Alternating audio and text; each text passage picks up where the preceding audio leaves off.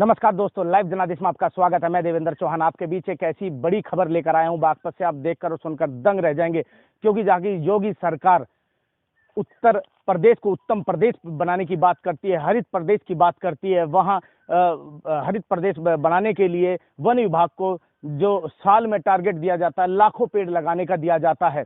और लाखों पेड़ यानी वृक्ष जो कि इंसान की जो जीवनदायिनी है, उसकी मुख्य लाइफ लाइन है।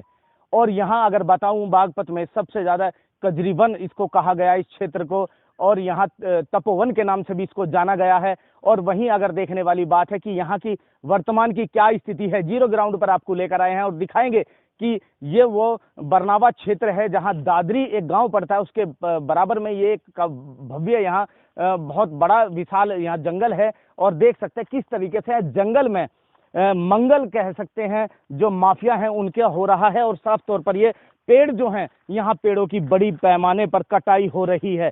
और देखने वाली बात ये होगी, क्योंकि ये हरा पेड़ था और इसकी कटाई करी गई है। और यहाँ मैं दिखाऊंगा कि किस तरीके से यहाँ भारी संख्या में पेड़ों की कटान देखने को मिल रही है, वृक्षों का कटान देखने को मिल रहा है। अब देखने वाली बात ये होगी कि वन विभाग आखिर कहाँ है, वन रक्षक कहाँ हैं और वन विभाग के अधिकारी कहाँ हैं।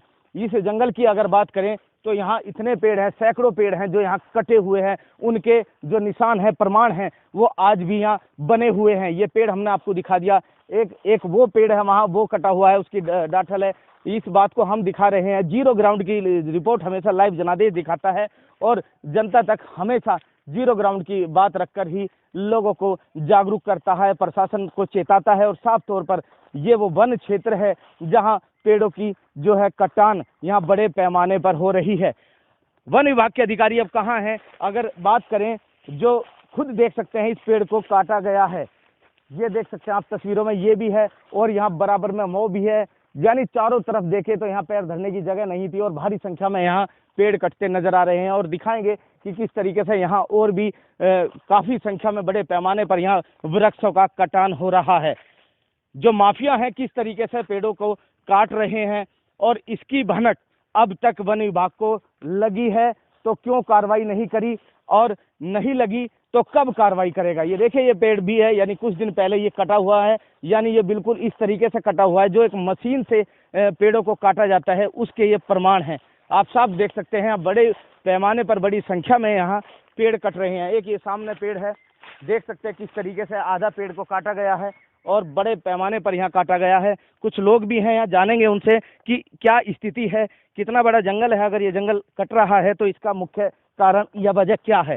सबसे महत्वपूर्ण है, ये तस्वीरें आपको चौंका देंगी जिस तरीके से यहाँ वृक्ष कटान हो रहा है। भाई साहब, क्या नाम है आपका? मैं RRD उपाध्याय जी, एक सोशल वर्कर हूँ जी। भाई साहब, पर्यावरण रक्षक भी हूँ। पर्यावरण रक्षक हैं, प्रदेश सरकार भी, केंद्र सरकार भी लगातार वृक्षों की सुरक्षा की बात करते हैं, लेकिन अगर यहाँ देखें तो यहाँ का सूरत आलम कुछ और है, क्या कहोगे?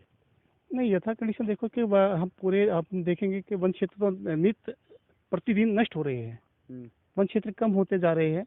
तो कहीं ना कहीं कुछ लापरवाही देखने को मिल जाती है कि जगह जगह आपको देखने मिले, आपको पेड़ कटे ही मिलेंगे। आपको पेड़ों को नष्ट करने का ध्यान, कोई भी प्रशासनिक जो भी गतिविधियां हैं, ईमानदारी के साथ निर्वाह ना होना ही इसका प्रमाण रहता है। क्योंकि पेड़ जब काटे जाते हैं तो यहाँ वन रेंजरों के लिए मोटी तनख्वाह दी जाती है, रखे जाते हैं। वो किस लिए रखे जाते हैं? उनकी सुरक्षा के लिए रखे जाते हैं। तो निश्चित कहीं ना कहीं वो अपनी ड्यूटी को ईमानदारी से कहीं ना कहीं निर्वाह नहीं कर रहे। तो यही उसका परिणाम ये देखने को आपको मिलेंगे। आप पूरे क्षेत्र में घूमेंगे, बहुत जगह वन आपको कटे मिलेंगे। हमने इस संबंध में मुख्यमंत्री को भी हमने पत्र लिखा है कि यहाँ अनावश्यक रूप से जो पेड़ों को जो काटा जाता है, बार बार हम मुद्दे उठाते रहते हैं कि उनको रोका जाए। क्योंकि वनों की आज भारत को ही नहीं, पूरे विश्व को बहुत बड़ी आवश्यकता है। क्योंकि जैसे हमने देखा कि हमने वनों के महत्व को हम समझने का प्रयास करें, कोरोना काल में हमने उनको महत्व को समझने का प्रयास किया। और मैं विशेष तौर से मैं एक चीज़ और कहना चाहूँगा यहाँ कि सबसे जो महत्वपूर्ण उपयोगी जो पेड़ माने जाते हैं, वट जो इसको बरगद कहते हैं और पीपल का वृक्ष माना जाता है। और सबसे ज्यादा कुल्हाड़ी चलती है तो उन्हीं पर चलती है। क्योंकि एक रूढ़िवादी हम धर्म को लेकर के, जो सनातन धर्म के लोग हैं, एक रूढ़िवादिता है कि उसको जलाना नहीं चाहिए। तो लोग अन्य धर्म के जो लोग हैं उनसे वो कांटेक्ट देकर के उसे कटवा देते थे। कुछ लोग मानते हैं, कुछ लोगों का जो एक तांत्रिक प्रक्रियाओं के तहत कुछ अफवाह लोगों ने फैलाई हुई है कि इनको घर में नहीं रखना चाहिए, तो कुछ को मकान बनाना होता है तो वहाँ से कटवा देते हैं। जबकि ऑक्सीजन का जो पर्याप्त जो मात्रा में उनसे ऑक्सीजन प्राप्त होती है वो एक औषधि है, उनको देव वृक्ष भी कहा जाता है, उन पे देवताओं का वास होता है। लेकिन कुछ मैं तो कहता हूँ मूढ़ीवादी लोगों ने, कुछ मूर्ख लोगों ने अफवाह फैलाई है कि उस पे भूत प्रेत रहते हैं। अच्छा, मैं यहाँ खड़ा हूँ, अभी पास में देख रहा हूँ, पीछे एक मजार भी बनी हुई है और यह मजार बनी है उसके आसपास काफी संख्या में यहाँ पेड़ भी नहीं है। इसको देखते हुए क्या कहोगे कि जो धर्म की आड़ में वृक्षों का यहाँ या वनों का खत्म किया जा रहा है? देखो, कोई भी धर्म कहे, या इस्लाम मजहब हो चाहे वो हिंदू धर्म हो, पेड़ों के बहुत महत्व होते हैं। यदि हम जब हज करने के लिए जाते हैं, क्योंकि मैंने इस्लाम मजहब का काफी अध्ययन किया है, जब हम हज करने के लिए जाते हैं, किसी पेड़ों की पत्तियों को मरोड़ना भी गुनाह माना जाता है। जहाँ तक मजार की बात आती है, ये कुछ चंद लोग हैं जो स्वयं की संपत्ति को बनाने के लिए, उसका विस्तार करने के लिए, दुकान चलाने के लिए, वो अपने जगह का विस्तार करने के लिए पेड़ों को नष्ट कर देते हैं, वनों को नष्ट कर देते हैं। इसको सरकार को ध्यान दीजिए। जहाँ तक धर्म की बात आती है, इस्लाम मजहब के अंदर तो कोई मतलब ही, कुरान का अस्तित्व ही कुछ नहीं है। इसका आपका जो मजार का कोई अस्तित्व ही नहीं बचता, क्योंकि मुर्दा प्रस्ती है ही नहीं वहाँ। बुत प्रस्ती जितना मनाई है उतना ही मुर्दा प्रस्ती मनाई गई है। तो यहाँ जैसे कब्र को पक्का करना भी एक तरीके से, और भी लोग हैं, इनसे बात करेंगे। भाई साहब, आपका पूरा परिचय जानेंगे। सर, मेरा नाम रवि कुमार एडवोकेट, मैं बागपत से हूँ। अच्छा, वकील साहब हैं। वकील साहब, ये जो वनों को आप देख सकते हैं किस तरीके से वनों की जो स्थिति है, इसके बारे में, वनों की स्थिति देखकर क्या कहोगे, क्या मन में आ रही है आपके? तो इससे बड़ा दुर्भाग्य का विषय कोई नहीं है कि व्यक्ति अपने निजी हित के लिए पेड़ों का कटान करता है। निजी हित के लिए जब पेड़ों का कटान करता है तो उसमें केवल उसका एक निजी हित मान लीजिए उसका थोड़ा बहुत हो रहा हो, लेकिन पूरे जन सामान्य को और पूरे प्राणी जगत को इसकी हानि भुगतनी पड़ती है। पूरा इकोसिस्टम इसकी वजह से गड़बड़ हो जाता है।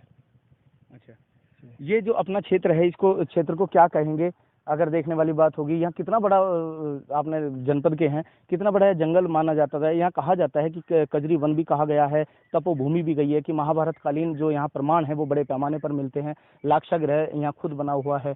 बाणगंगा यहाँ एक नदी हुआ करती थी जो अर्जुन ने अपने तीर से चलाई थी। ये वही क्षेत्र है। कितना जंगल था और आज क्या वर्तमान स्थिति समझते हैं? पहले बहुत बड़ा यहाँ पर स्थान था जंगलों का। जहाँ पर हम खड़े हैं इस वक्त, ये दादरी क्षेत्र में आता है वन क्षेत्र। तो यहाँ पे भी काफी संख्या में वन क्षेत्र था। आप देखोगे तो एक छोटा सा, एक सीमित सा क्षेत्र पर यहाँ पर केवल बचा है। अब केवल नाम मात्र का जंगल यहाँ पर रह गया है। तो बहुत से व्यक्तियों द्वारा अपने फायदे के लिए, कुछ किसानों द्वारा या कुछ बाहर के व्यक्ति द्वारा, आप जैसे देखेंगे कि भाई यहाँ पर मजार भी बनी हुई है, तो ऐसे अतिक्रमण कार्यों द्वारा पेड़ काटे जाते हैं और वन क्षेत्र को नष्ट किया जाता है। तो धीरे धीरे सीमित होता जा रहा है वन। ये वन जो काटे जा रहे हैं, इससे सबसे बड़ा नुकसान इंसान को क्या है? सबसे बड़ा नुकसान तो यही है, देखो, वन हमें जीवनदायिनी ऑक्सीजन देते हैं और पर्यावरण का संतुलन बनाए रखते हैं। और अगर इस तरह से अंधाधुंध वनों का कटान किया जाएगा तो पूरा पर्यावरण गड़बड़ हो जाएगा, तो हर क्षेत्र पर इसका प्रभाव पड़ेगा। भाई जैसे वर्षा अपने समय पर आप देख रहे होंगे, आजकल वर्षा नहीं होती है, तो ये भी एक वन क्षेत्र को काटने का ही कारण है। और कहीं पर बाढ़ आती है, कहीं पर सूखा आता है, तो ये जैसे जैसे वन क्षेत्र कम होता है तो पर्यावरण की स्थिति गड़बड़ होती जाती है। यानी पर्यावरण की जो स्थिति है वो, उसकी जो स्थिति में कहीं ना कहीं बड़ा बदलाव देखा जाता है। अगर देखने वाली बात है, बदलाव देखा जाता है। सरकार इस पर हर साल प्रयोग करती है, प्रयास करती है। वन विभाग को लाखों पेड़ का टारगेट हर साल दिया जाता है जब सावन माह आता है, और उसमें वन विभाग भी बताते हैं कि उनके टारगेट कई लाख पेड़ लगाने के, तो वो पूरे कर दिए जाते हैं। आखिर वो हर साल लाखों पेड़ लगाए जाते हैं, और कहाँ लगाते हैं और कहाँ उनकी स्थिति है? देखो, जो लाखों पेड़ हर साल लगाए जाते हैं, उनमें से कुछ पेड़ तो रास्ते में ही नष्ट हो जाते हैं, क्योंकि देख रेख और उनका जो ट्रांसपोर्टेशन है वो सही तरीके से नहीं हो पाता। जो पेड़ बचे कुछ पेड़ लगा दिए जाते हैं, तो नामचारे के लिए लगा तो दिए गए, सरकारी रिपोर्ट बना दी, भाई पेड़ लगा दिए गए हैं, लेकिन उनकी देखभाल बाद में करने वाला कोई नहीं है। यानी राम भरोसे पेड़ को यानी पेड़ लगा दिया और राम भरोसे हो गया तो ठीक है, ना हुआ तो सूख गया, और हो गया तो फिर जब वो बड़ा हो गया तो जो इनके माफिया हैं, लकड़ी माफिया लगा लो, वन माफिया लगा लो, उनके शिकार हो जा रहे हैं, लेकिन संरक्षण नहीं है। तो एक बड़ा चिंता का विषय है। बागपत में अगर बात करें, बागपत में खुद यहाँ के जो पर्यावरण मंत्री हैं, केपी मलिक यहाँ बड़ौत विधायक खुद हैं, जो कि प्रदेश के मंत्री हैं, और उनका साफ तौर पर वनों को लेकर, वन्य जीव जंतु को लेकर लगातार प्रयास लगा रहता है, लेकिन खुद की अपने जनपद की स्थिति से वो कहीं ना कहीं, क्या वो अनजान है या फिर जानबूझकर अनजान बने बैठे हैं? एक बड़ी चिंता का विषय है, एक बड़ा विषय है। लेकिन आपको दिखाएंगे, यहाँ एक जंगल के बीचों बीच एक मजार भी बनी हुई है,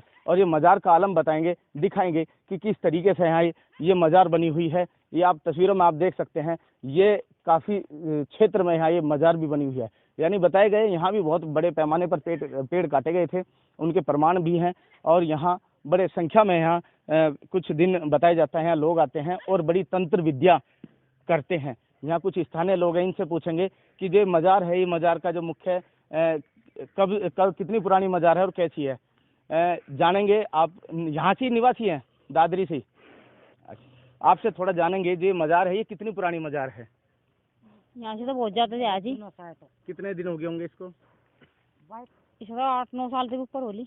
मात्र 8-9 साल में ही बनी है ये? नहीं, पहले ही नहीं, 12 पूरे वाला या नहीं, पूरे वाला तो पहले जो ये बड़ी है, ये बनाई जो तस्वीर। हाँ, ये तो भी बनी। हाँ, ये मजार। हाँ। अच्छा, यानी ये अभी विकास हुआ है। हाँ। अच्छा, ये बताओ, यहाँ जंगल, ये बहुत पेड़ काटे जा रहे हैं, यहाँ पहले इससे ज्यादा जंगल था? हाँ जी, जंगल को ते बाते रे, बस ले जा काट के बिना लिखे काट के नू ले जाना काट के। तो पेड़ कटते हैं यहाँ? पेड़ का तो भैया हाँ, पता जैसे ना, ये कट रहे हैं दुनिया भर के, नहीं नहीं बता पा रहे हैं। सबसे महत्वपूर्ण, देखिए मैं एक चीज आपको अटपटी दिखाऊंगा कि जिस तरीके से यहाँ ये एक वृक्ष रहा है, और वृक्ष को काट कर बिल्कुल सही तरीके से इस पर बोरी पल्ली लपेट कर किस तरीके से एक बैठने की गद्दी बना दी है। ये वृक्ष रहा है यहाँ, देखिए किस तरीके से इसको गद्दी के रूप में बना दिया। देखिए पेड़ है, पेड़ के डंठल, इसको बताया गया कि हरे हरे पेड़ों को यहाँ काट दिया जाता है। यहाँ बहुत प्रमाण है, और ये भारी संख्या में था। ये मजार बनी हुई है जंगल के बीचों बीच, यहाँ शायद कोई है भी नहीं, लेकिन इस बाजार का यहाँ मुख्य कारण क्या है, क्या इसका उद्देश्य है, क्यों यहाँ जंगल काटे जा रहे हैं, बहुत सारे सवाल हैं।